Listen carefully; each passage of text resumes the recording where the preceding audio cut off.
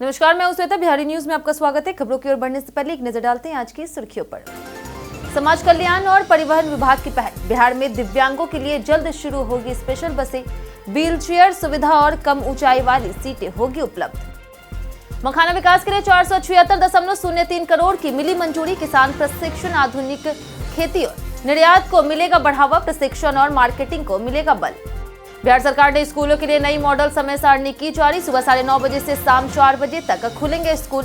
पढ़ाई गुणवत्ता और समय प्रबंधन में सुधार पर दिया जा रहा जोर। 3 नए विभागों के गठन से मंत्रियों में जिम्मेदारी का बंटवारा। प्रशासनिक सुधारों पर सीधे निगरानी करेंगे मुख्यमंत्री। शिक्षा और युवा रोजगार पर दिया जा रहा विशेष ध्यान। गूगल पर सबसे अधिक खोजे जाने वाले खिलाड़ी बने सूर्यवंशी। रोहित शर्मा और विराट कोहली को छोड़ा पीछे। सूर्यवंशी ने अंडर-19 एशिया कप में भारत को दिलाई जीत। चलिए एक नजर डालते हैं शाम तक की बड़ी खबरों की ओर विस्तार से।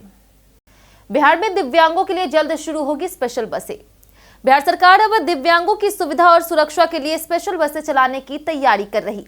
समाज कल्याण विभाग के अनुरोध पर परिवहन विभाग इस योजना पर काम कर रहा है। योजना को मंजूरी मिलने पर इसकी शुरुआत राजधानी पटना से हो सकती है, फिर अन्य जिलों में विस्तार होगा। इन बसों को खास तौर पर दिव्यांगों और बुजुर्गों की जरूरतों को ध्यान में रखकर डिजाइन किया जाएगा। बसों में व्हीलचेयर के लिए पर्याप्त जगह, बिना सीढ़ी प्रवेश, कम ऊंचाई वाली सीटें, ऑडियो अलर्ट और हैंडरेल जैसी सुविधाएं होगी, जिससे यात्रा आसान और सुरक्षित बनेगी। मखाना विकास के लिए 476.03 करोड़ की मिली मंजूरी। सरकार ने बिहार समेत देश में मखाना उत्पादन बढ़ाने के लिए 476.03 करोड़ रुपए की केंद्रीय मखाना विकास योजना को मंजूरी दी, जो 2025-26 से 2030 से 31 तक लागू होगी। कृषि मंत्रालय के सचिव डॉक्टर देवेश चतुर्वेदी की अध्यक्षता में राष्ट्रीय मखाना बोर्ड की पहली बैठक में इसका फैसला लिया गया। योजना से अनुसंधान, बीज उत्पादन, किसान प्रशिक्षण, आधुनिक खेती और प्रसंस्करण टेक्निक, मूल्य संवर्धन, ब्रांडिंग, मार्केटिंग और निर्यात को बढ़ावा मिलेगा। इससे किसानों और नए उद्यमियों को सीधा लाभ होगा। बिहार कृषि विश्वविद्यालय समेत शोध संस्थानों की अहम भूमिका तय की गई है। बिहार सरकार ने 3 नए विभाग बनाकर मंत्रियों के बीच बांटी जिम्मेदारी। बिहार सरकार ने 3 नए विभागों का गठन कर मंत्रियों के बीच जिम्मेदारियों का बंटवारा किया। सबसे अहम विभाजन विभाग का प्रभार मुख्यमंत्री नीतीश कुमार ने खुद रखा, जिससे प्रशासनिक सुधारों और योजनाओं पर उनकी सीधी निगरानी बनी रहेगी।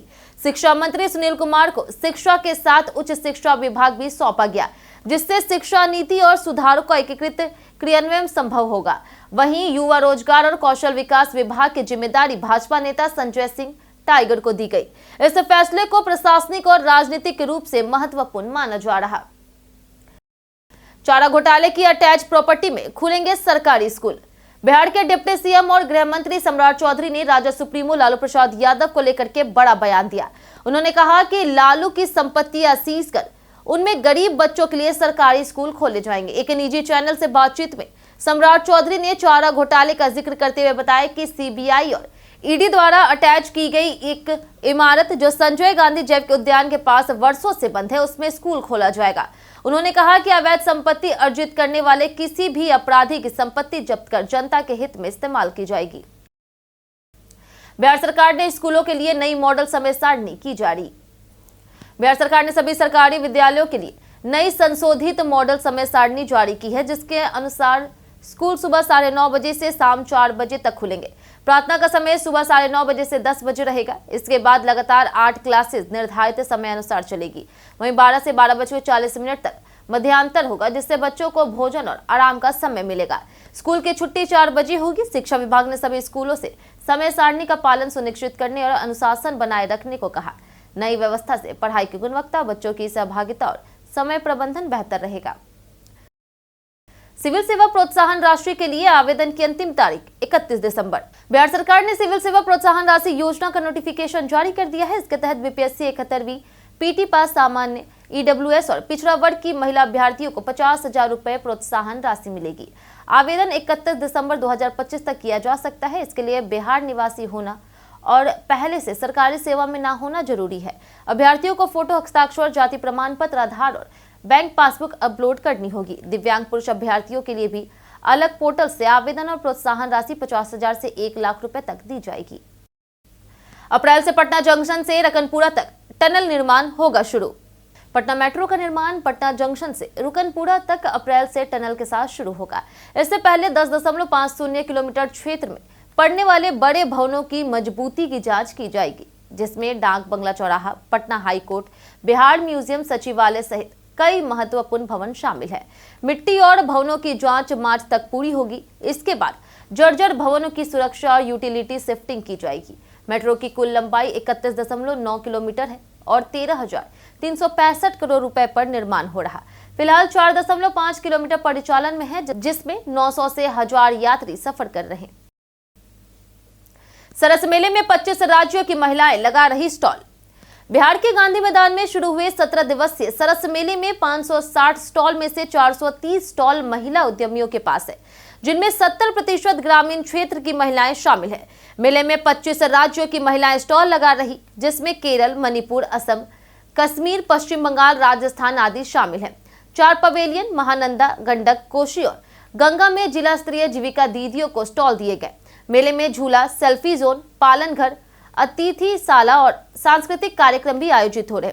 ग्रामीण विकास मंत्री श्रवण कुमार ने महिलाओं के कठिन परिश्रम को सरस मेले का उदाहरण बताया। सितंबर से दिसंबर तक पूर्णिया एयरपोर्ट ने यात्रियों की संख्या में वृद्धि की दर्ज। पूर्णिया हवाई अड्डे ने केवल 88 दिनों में ही यात्रियों के आंकड़े में अभूतपूर्व वृद्धि दर्ज की है।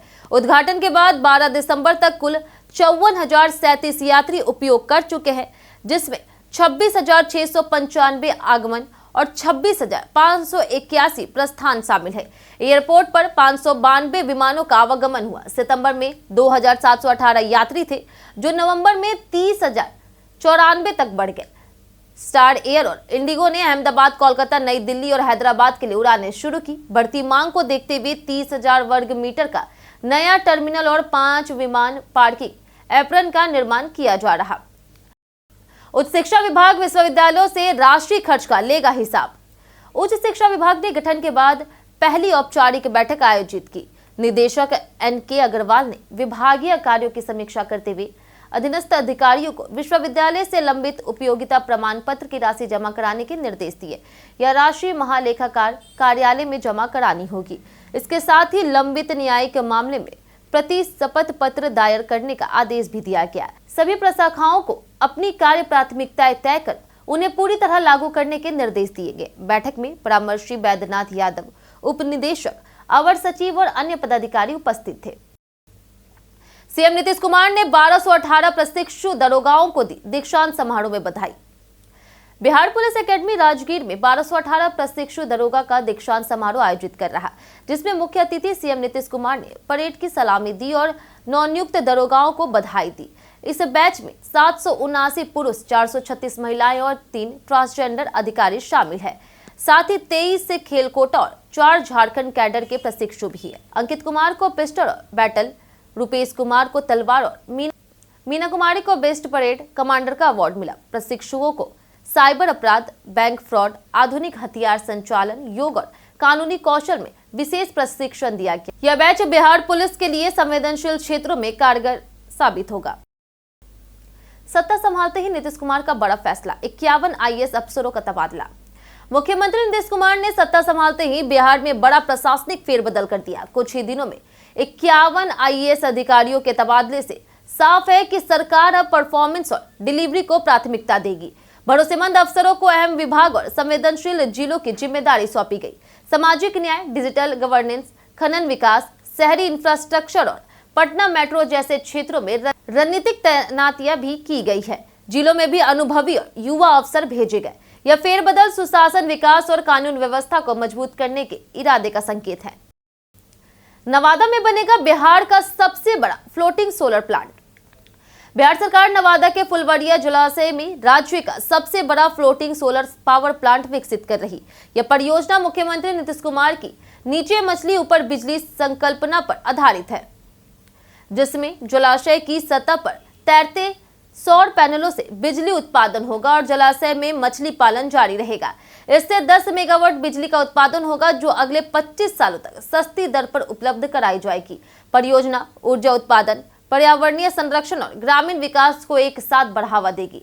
यह बिहार में अक्षय ऊर्जा विस्तार के लिए एक मॉडल पहल मानी जा रही। बिहार में महिला रोजगार योजना पर आरजेडी ने उठाए सवाल।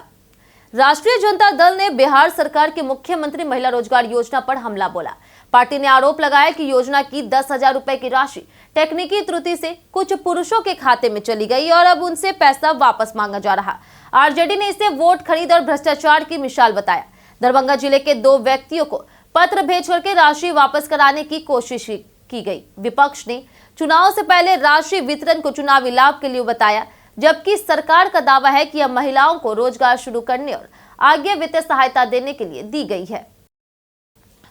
गूगल पर सबसे अधिक खोजे जाने वाले खिलाड़ी बने सूर्यवंशी। 14 साल के विस्फोटक बल्लेबाज वैभव सूर्यवंशी ने अंडर-19 एशिया कप में यूएई के खिलाफ 171 रन बनाकर के भारत को 234 रनों से जीत दिलाई।